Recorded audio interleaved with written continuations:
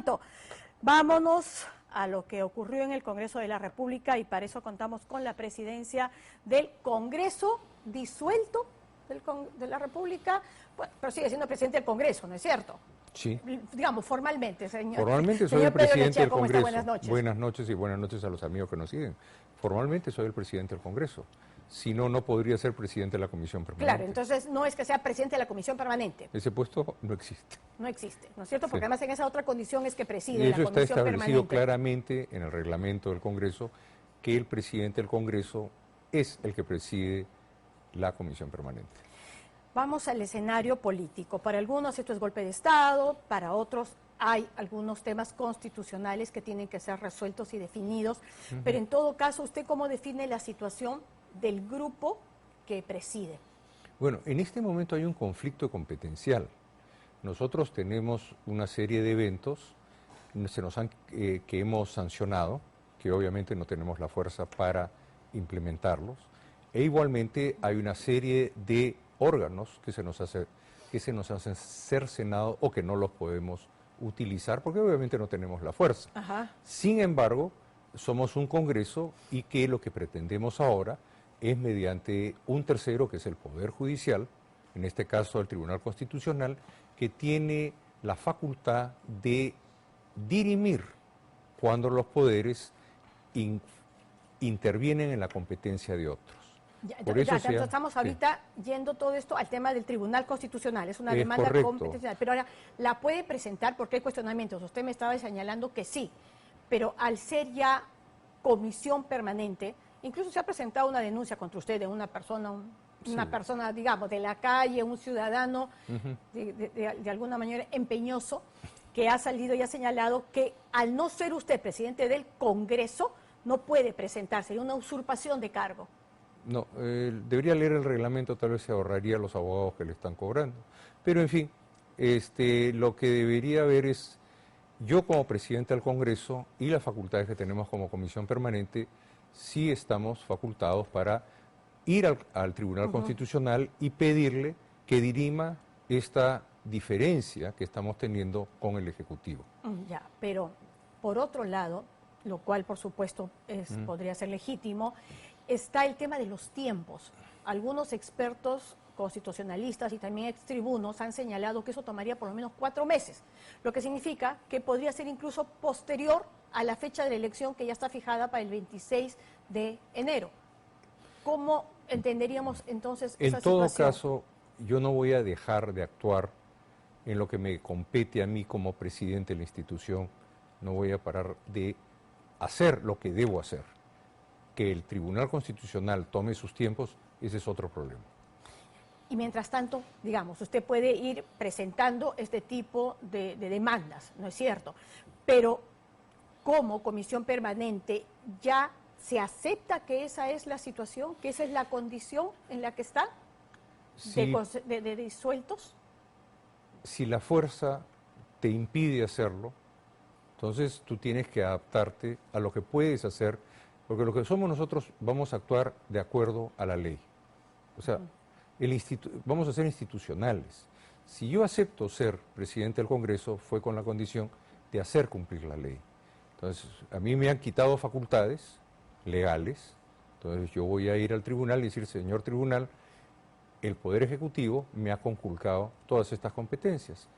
Agradecería que usted dictamine y que me las devuelva, que son las competencias que me asigna la Constitución peruana. Claro, pero ahí el punto central, ¿cuál es? El hecho de que se haya tomado una decisión de esta naturaleza sobre la base de una interpretación constitucional, ¿ese es el punto central para ustedes o no? Obviamente, ese es parte de, o sea, cada vulneración que nosotros tengamos, vamos a ir y contestarla, vamos a ir a reclamarla. O sea, para nosotros el tema es que el tema competencial respecto a asuntos constitucionales es exclusiva y excluyente del Congreso, es una facultad que tiene. En las cuestiones de gestión se reconoce que son temas por los cuales el Ejecutivo puede decir, esto pido confianza, claro, porque entonces, tú no me vas a dar el dinero, no me vas a dar la ley, no me vas a dejar ejecutar. Entonces ahí el Congreso estaría invadiendo las competencias del Ejecutivo. Regresemos a lo que ocurrió el día lunes.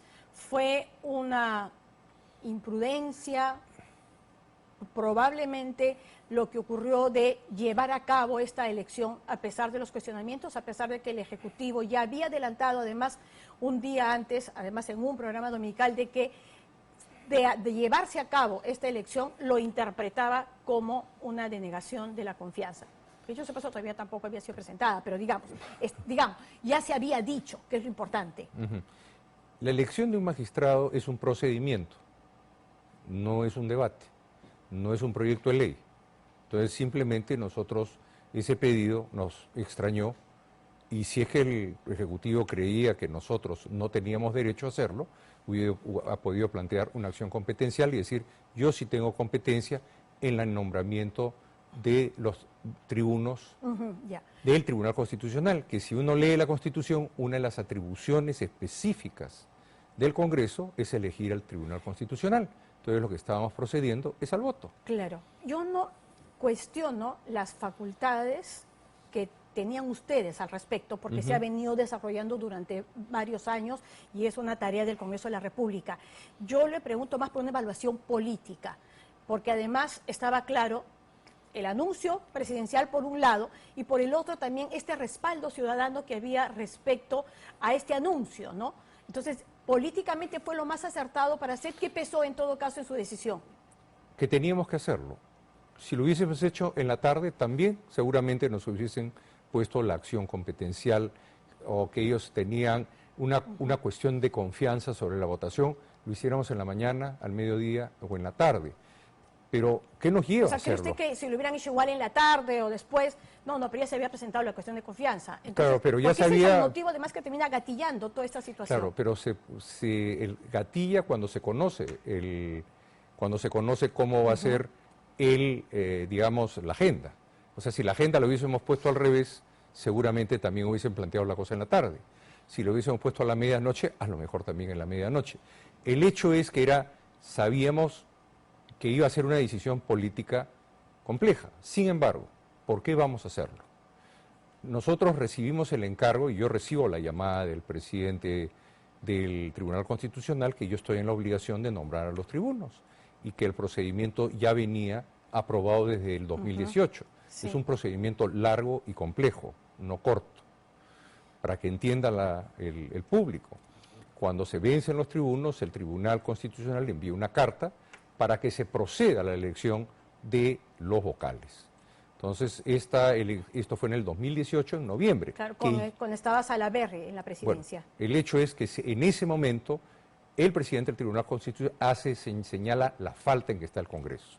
Entonces, se lleva a junta de portavoces en ese momento y se tiene que decidir entre dos modalidades, la ordinaria y la especial. La ordinaria es que uno recibe los expedientes que nunca ha funcionado bien, prueba de ello es lo que ha pasado en la Junta Nacional de Justicia, y que por lo general no proceden. Y la otra es la especial, en la que uno se acerca a gente muy calificada que no se van a presentar a concursos. Y que es la forma... ¿Qué es lo que cuestionan, digamos, los grupos de izquierda, ¿no? Que no se les dio tiempo para poder presentar a sus candidatos. Pero vamos despacio. Entonces, el 2014 se hace igualito. O sea, sí, no, eso sí, y todos los que están ahorita además fueron elegidos bajo esa misma modalidad. Ya, entonces, ¿qué sigue después de la Junta de Portavoces? De la Junta de Portavoces tiene que irse al Pleno con la modalidad elegida. Y por 2/3 del Pleno se vota para que esa sea la modalidad. Desde ese momento, en teoría, porque ya se establece una comisión de la elección del Tribunal Constitucional, ya se van presentando alternativas, cosa que hace el señor Víctor Andrés Belaunde y presenta a los dos señores Gonzalo Ortiz de Ceballos y al doctor Sánchez Palacios, una eminencia en derecho que es que además ha sido cuestionado en el caso del señor Ortiz de Ceballos por ser su primo. Yo no lo propuse y yo no voté por él, o sea, me abstuve, o sea, no tengo nada que ver, es la presentación que tenga que hacer. ¿Fue propuesto cuándo él? 6 meses es lo que me dice el presidente. Okay. ¿No ha sido? No ha sido. No. Ok.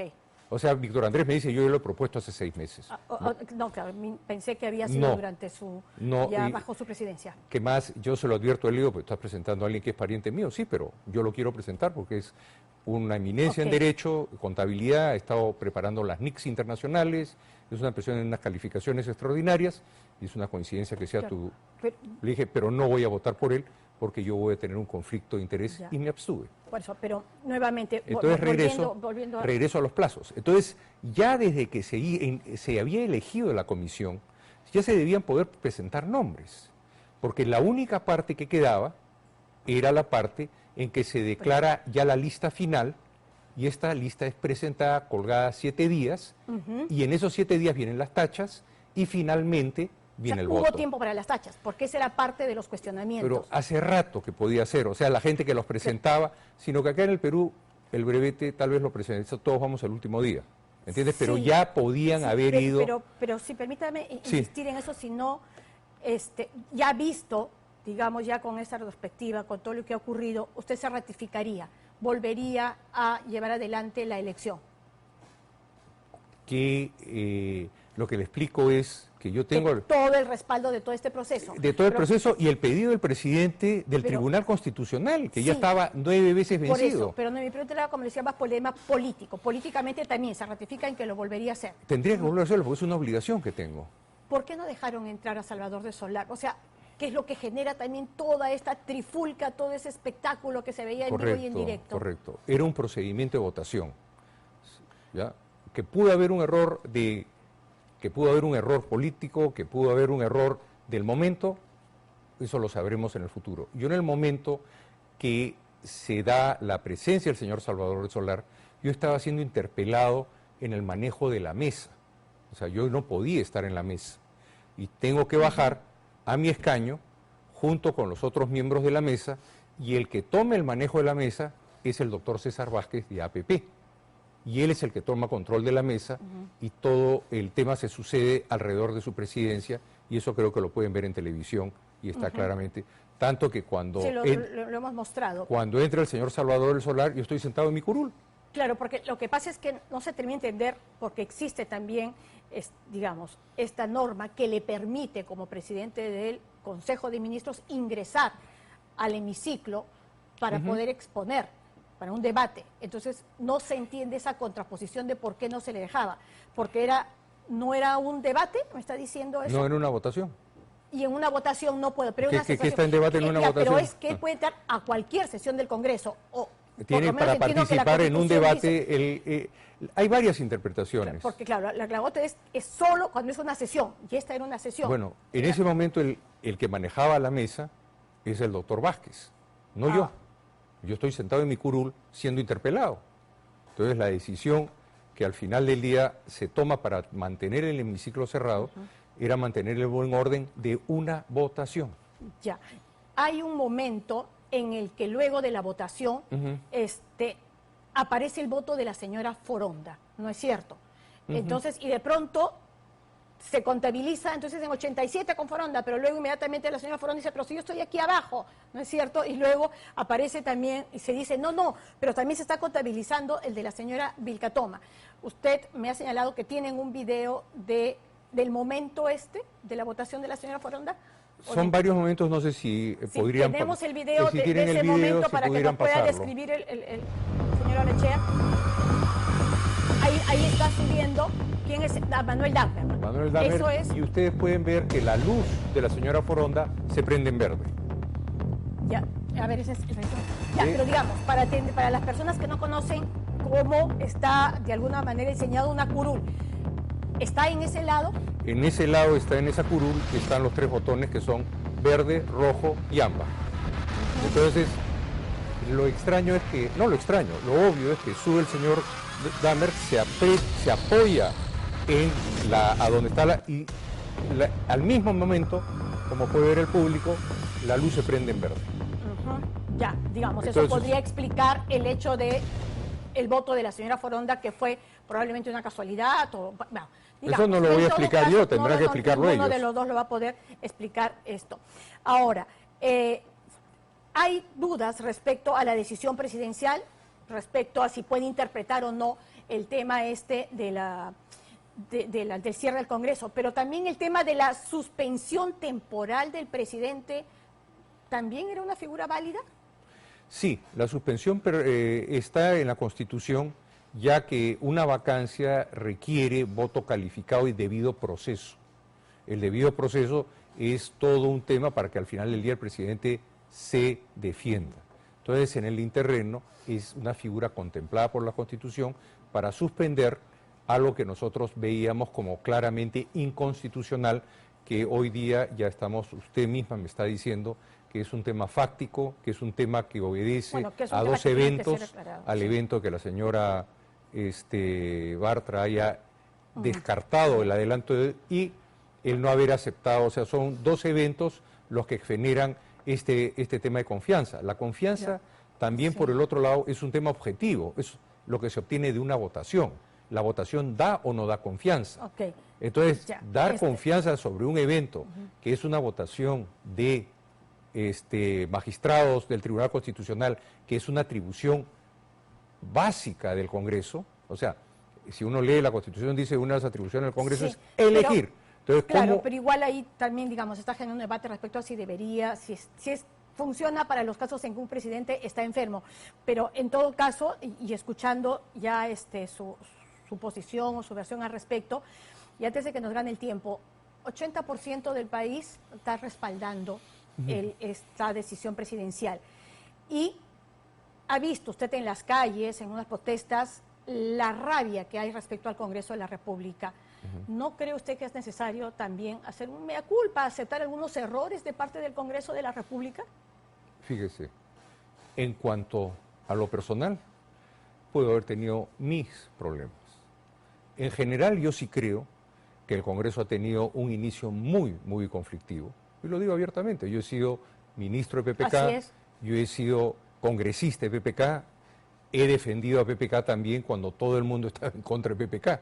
O sea, parece que me toca siempre estar en el lado contrario.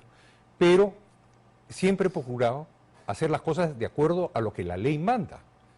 Yo creo que hoy día tenemos toda una situación anímica respecto a que no hay crecimiento de la economía, a que hay inseguridad. Entonces, todo el mundo... Eso es respecto al Ejecutivo. Pero respecto también al Congreso. O sea, no se ve que el Congreso haya hecho mayormente nada para colaborar a solucionar esta situación.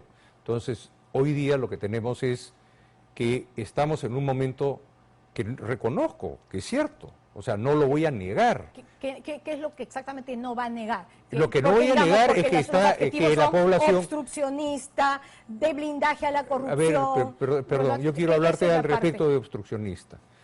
Durante este último periodo se ha aprobado todo lo que pidió el Ejecutivo. Se ha aprobado todo.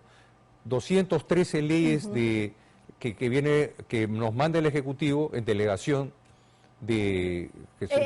sí, he visto algunas de las cifras que usted mismo las ha expuesto, pero igual, o sea, digamos... Pero entiendo que... Fíjese, cuando yo subo con la esperanza de bajar este tema.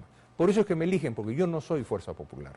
Yo pertenezco a una bancada que se llama Acción Republicana. Pero somos 5. No, pero en mi periodo, lo primero que hago es paso a 4 personas a ética, inclusive un miembro que sabíamos que veíamos a una elección de Tribunal Constitucional y que eran votos muy difíciles porque había que llegar a 87 votos y Fuerza Popular tiene solo 53, o sea que hemos conseguido casi 40 votos más fuera de Fuerza Popular. Entonces el hecho de haber castigado a una persona como Mamani iba en contra, pero yo dije, si yo subo comenzamos a poner orden, porque lo que yo he tratado de poner es la institucionalidad a funcionar.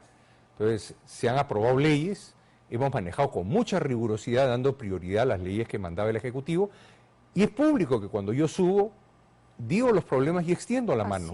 O sea, había la esperanza, en la mayoría del Congreso ganó con 76 votos, nuevamente, no es Fuerza Popular que me elige, Fuerza Popular más otras bancadas. Entonces, lo que buscaban en mi persona era podernos acercar a trabajar. Y a la mañana siguiente que viene el presidente, saca una agenda que no estaba prevista. Entonces, lo que yo acepto la presidencia, porque yo no estoy en campaña, yo quiero que usted me consiga un solo periódico donde yo digo que quiero ser presidente del Congreso.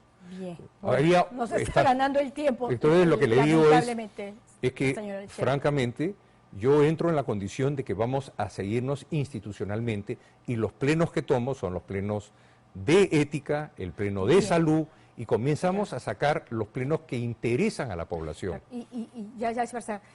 Suponiendo en el hipotético caso de que se volviera, digamos, que el Tribunal Constitucional les diera la razón, ¿insistirían en una figura de vacancia para Yo el creo presidente? que lo que piensan muchos especialistas es que va a pasar el tiempo, y si sale una sentencia vamos a tener que ser sumamente maduros y políticos para buscar una solución conjunta en beneficio de lo que la población quiere, que es un nuevo panorama político. Entonces vamos a tener que todos, absolutamente todos, caminar en el sentido de generar una nueva alternativa política para todo el mundo. Ojalá, la verdad que bastante falta nos hace, ¿no? Sobre todo este consenso y la madurez política. La madurez política, yo entro en por eso yo he entrado para tratar de institucionalizar y en cierta forma ordenarnos todos. Esa fue la condición, porque si no, no me hubiese interesado tomar la presidencia. Me ha tocado un momento complejo. Entonces yo tengo que seguir defendiendo la institucionalidad. Muchísimas gracias por Muchas esta gracias entrevista. Y bueno, y mucha suerte. Nosotros nos vamos a una brevísima pausa en el programa. No se mueva más adelante.